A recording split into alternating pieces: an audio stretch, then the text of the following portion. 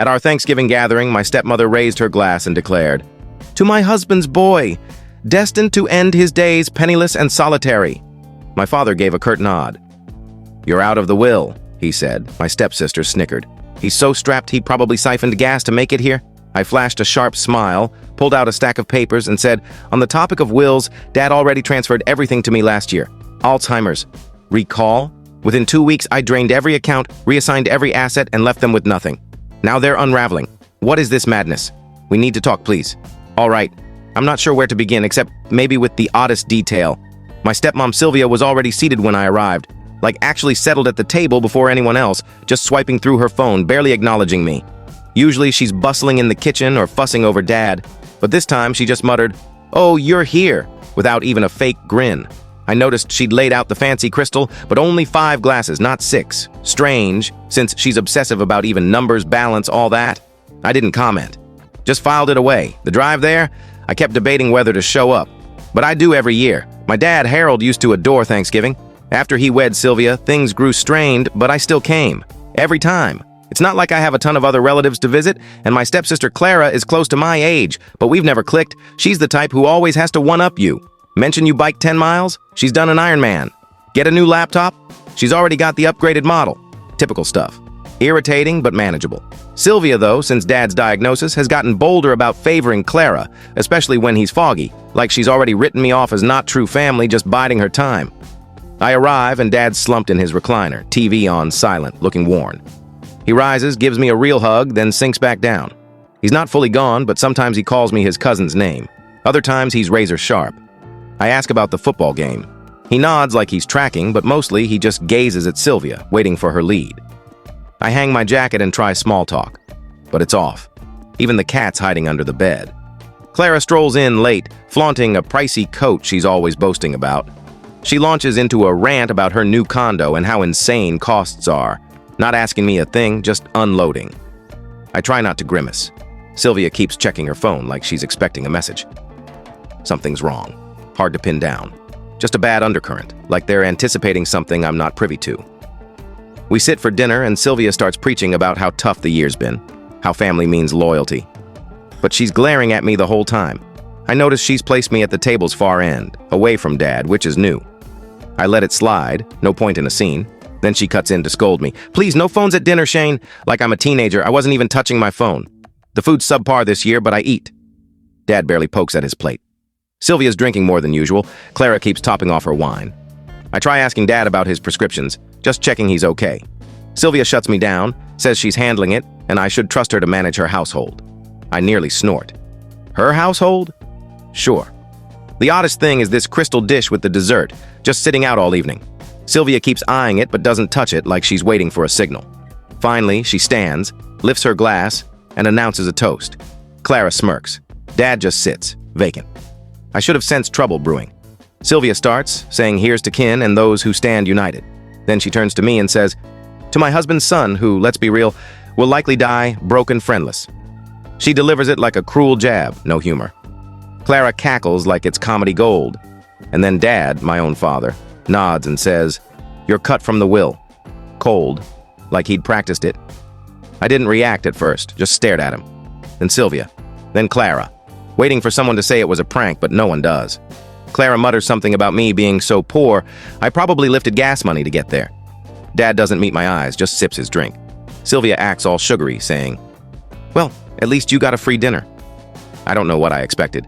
They've tried edging me out before, but never this blatant. I sit there staring at the tablecloth, thinking, so this is how it is. My hands are trembling, but I won't let them see me crack. I look at Sylvia, then Dad, and I start grinning. A real wide grin, because I realize this is the moment I've been bracing for. So I reach into my satchel and pull out a folder. I slide it towards Sylvia. Everyone's gawking like I've sprouted horns. I tell her, "You might want to look at this, since you're so concerned about the will." Clara tries to grab it, but I yank it back, handing it to Sylvia. She flips through, and her face drains of color. I say, "Speaking of wills, Dad signed everything to me last year, when he was still lucid. You remember, right, Sylvia? The attorney? The notary? You were there." Clara starts shouting, calling me a liar, saying Dad wouldn't do that. Sylvia just stares at the documents, silent. Dad looks at me, bewildered, like he's lost in the moment. I tell them, I'm not debating this. It's all legal, all signed. I explain that after Dad's diagnosis, he wanted me to take charge, just in case. Sylvia reaches for the papers again.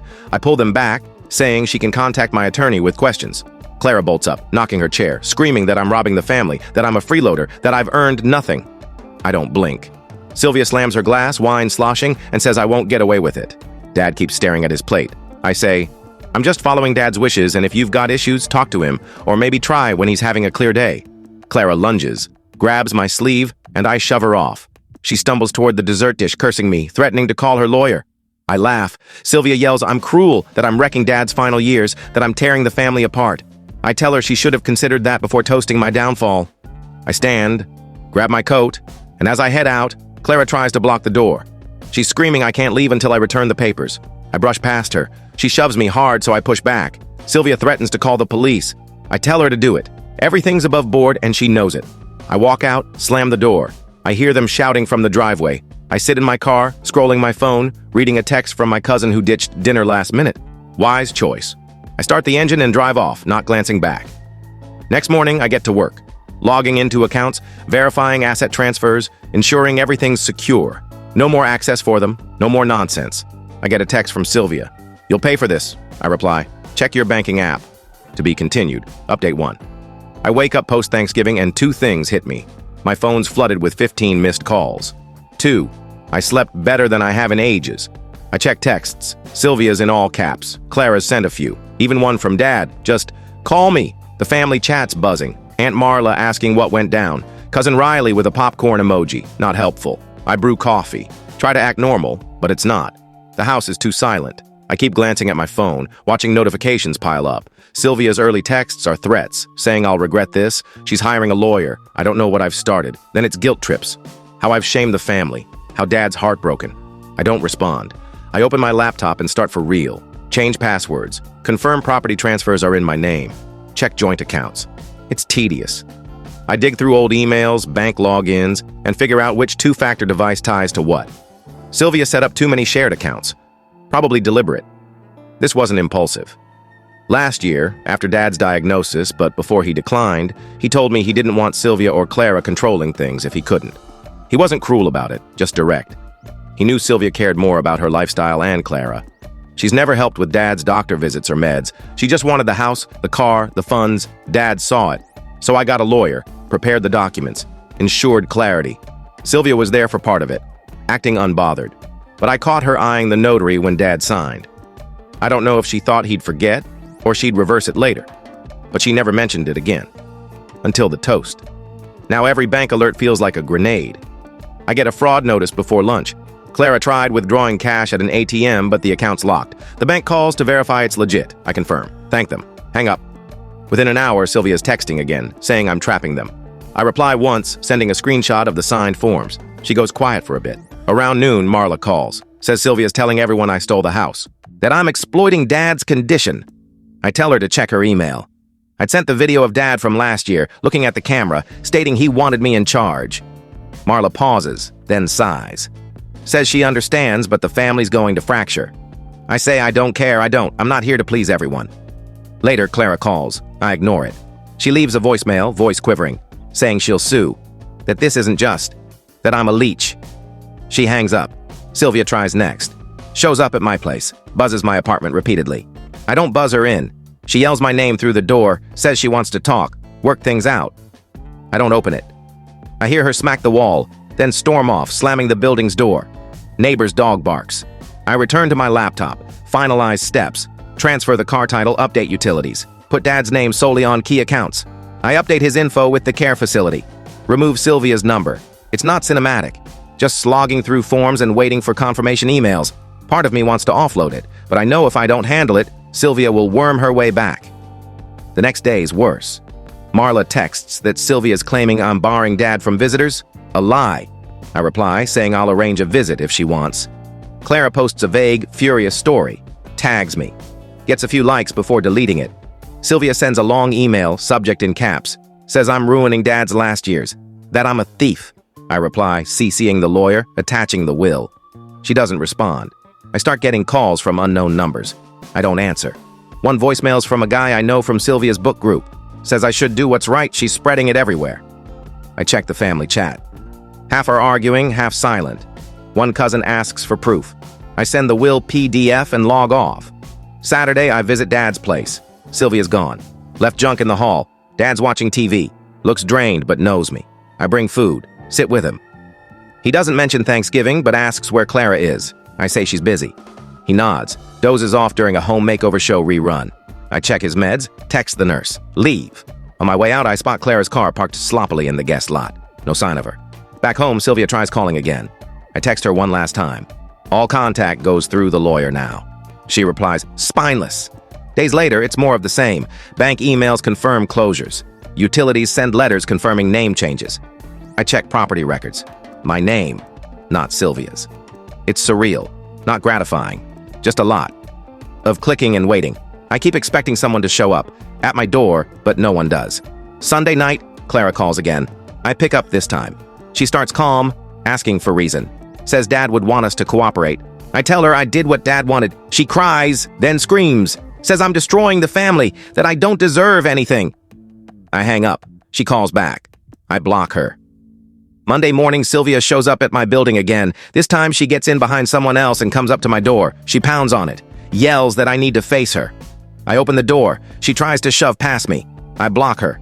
She slaps my arm. I push her back out into the hall. She says she's calling the cops. I tell her to go ahead. She storms off, slamming her the stairwell door. That afternoon, the building manager calls. Says there was a disturbance. I explain. Send him copies of the texts. He says she's not allowed in unless I approve it. I say, okay. Tuesday, Aunt Marla calls again. Says Sylvia is talking about getting a lawyer, which is laughable considering she's been the one showing up at my place. I tell Marla she can visit Dad anytime. Marla just sighs. Says the family is a mess. I say it's been a mess for years. I'm just finally tidying it up. Last thing. I get a letter from Sylvia's lawyer. Some official-looking envelope. I open it. It's just a bunch of threats. I forward it to my lawyer, who replies that everything's solid. I don't bother responding. 2 weeks out, Clara tries again. She calls from a different number. Clara leaves a voicemail saying she needs to talk. That she can't believe this is happening. I delete it. Then I get an email from Sylvia. Subject line. What the hell is this? She's realized the accounts are empty. The property's gone. She says I've ruined everything. That she needs to talk. That it's not too late to fix things. I don't answer. Next post, I'll go into what I actually did with everything and how they tried to push back. If you think this sounds harsh, you didn't see their faces at Thanksgiving. I'm not sorry. They started this war. I'm just ending it. Update 2. So by the time the third week rolls around after that nightmare dinner, I'm already weary of the alerts. Seriously. I had to silence my phone for a day because every time I looked away from my laptop, I'd have Sylvia's name glaring at me, or Clara's, or some distant cousin I haven't seen in ages, popping up in the group chat saying stuff like, just want to make sure everyone's okay. Yeah, right, Riley. You just want the gossip. But here's where it got kind of gripping, like watching a train derail. Because it wasn't just shouting anymore. It was a them floundering, trying every tactic, and me just standing there with proof. At first, Sylvia tried the family emergency card, texting everyone that I'd borrowed her from her own home, which, LOL, she never contributed to. She just claimed it was hers because she bossed Dad around for years. She starts calling my Aunt Marla, who, by the way, is the only one who ever helped with Dad when things got rough. She always stepped up to help. And Marla just texts me asking, so what's the actual deal? So I send her a scan of the will and the medical records. I'm not dramatic. Just, here, read it. Ask away if you've got questions. Clara, meanwhile, is on a crusade. She's messaging me on DMing me on like 3 different apps. And when I don't reply, she starts dragging me in posts about selfish relatives. A couple of her buddies pile on, but nobody outside her clique seems to notice. I actually get a message from one of Clara's old high school pals saying, hey, sorry, Clara's being intense right now, hope you're holding up. I reply, thanks, then block her because I'm not making this messier. She doesn't need to be dragged into it. The financial hit lands first. Sylvia tries to use the joint card at a shop. I know because she texts me in all caps. Why is my card not working? I need to buy food. She's furious. I just reply, check your email, with a screenshot of the bank statement showing the account closure notice. She flips out, says I'm leaving her to starve, which is absurd since she's got her own separate savings. But she wanted Dad's money for the credit line. Clara tries to Venmo me for her share of last year's Christmas gifts. I don't respond. She blocks me when I don't send it. The house is the major blow. Sylvia always bragged about her dining room, her garden, but now the mail arrives in my name. I get a call from the utility company, and I tell them to send all bills to me. Then I swing by to inspect the place and find Sylvia in the living room, acting like nothing's normal. She's got her laptop open on some browsing real estate sites, probably dreaming of apartments she can't afford. I tell her she needs to be out by the end of the month. She stands up, starts screaming that I'm a villain, that Dad would never want this. I keep my voice level. She says nothing. Tell her it's exactly what Dad wanted. I say she can call my lawyer if she wants to contest it. She smacks the coffee table and storms upstairs. I leave, not looking back. I don't glance back. Clara tries a different angle. Clara shows up at my place, brings a latte, like we're buddies. Says she's been struggling. How she just wants to be my sister. I ask if she recalls what she said at Thanksgiving, and she just shrugs. Says it was just a joke. I tell her, not funny, not a joke. And she gets pissed, pushes past me into my apartment. I tell her to get out. She refuses. So I grab her bag and toss it into the hall. She shoves me. I push her back. She calls me a creep and stomps out, slams the door. A few days later, I get a letter from Sylvia's lawyer. It's like 6 pages of bluster, all "we'll see you in court." I send it to my lawyer, who chuckles. Says it's nonsense. I forward that email to Sylvia, CCing her lawyer, and write, "Let me know when you're ready to pick up your things." She doesn't reply. They start getting frantic.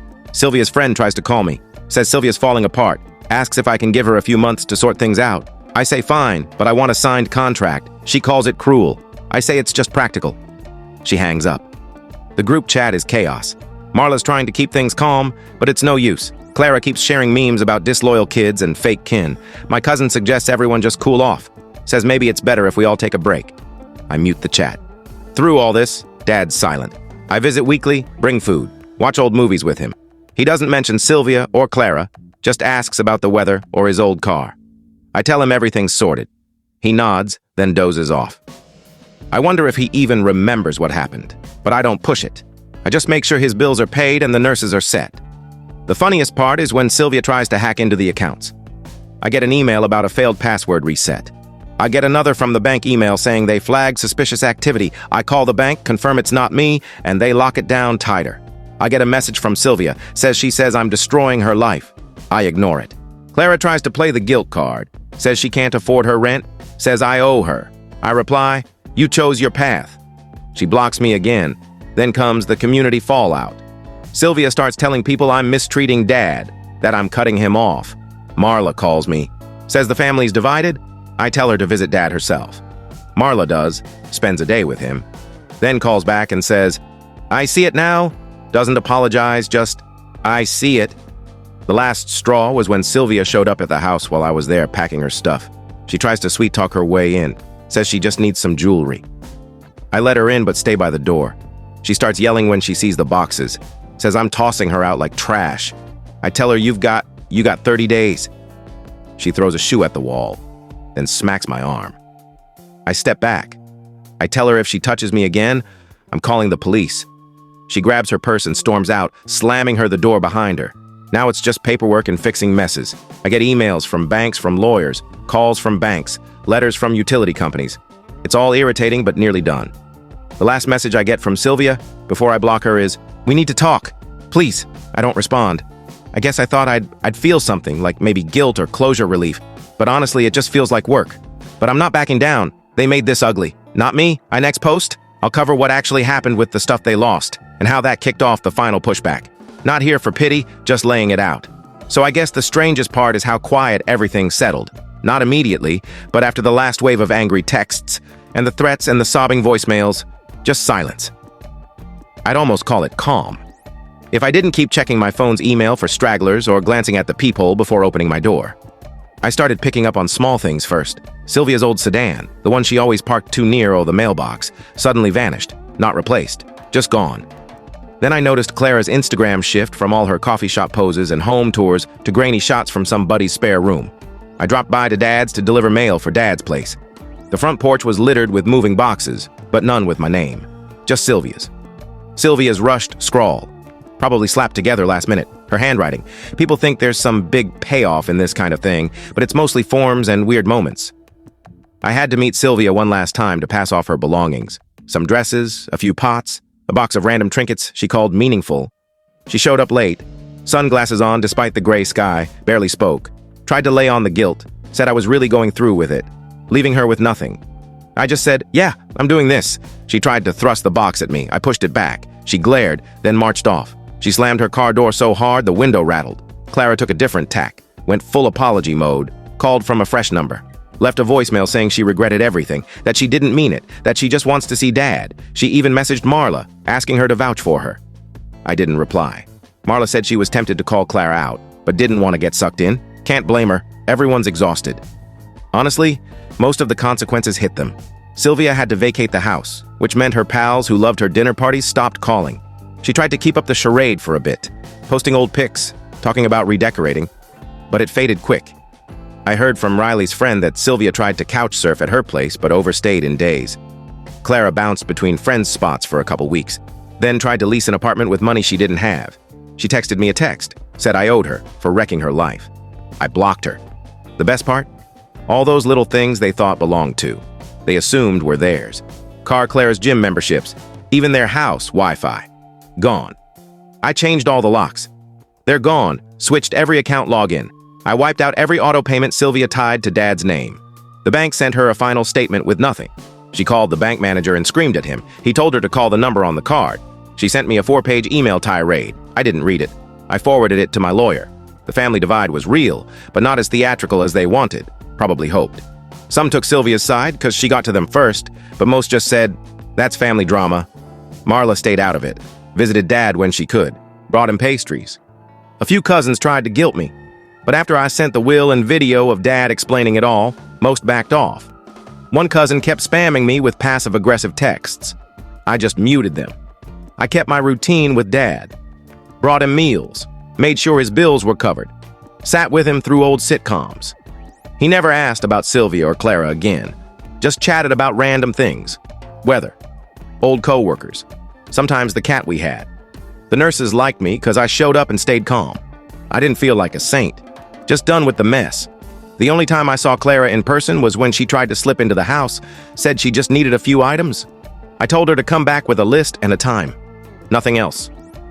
She started crying. Then got mad. Called me cold. Called me a jerk. Tried to shove past me. I blocked the door. She smacked my arm. I pushed her back. She screamed about calling the cops. I said, do it!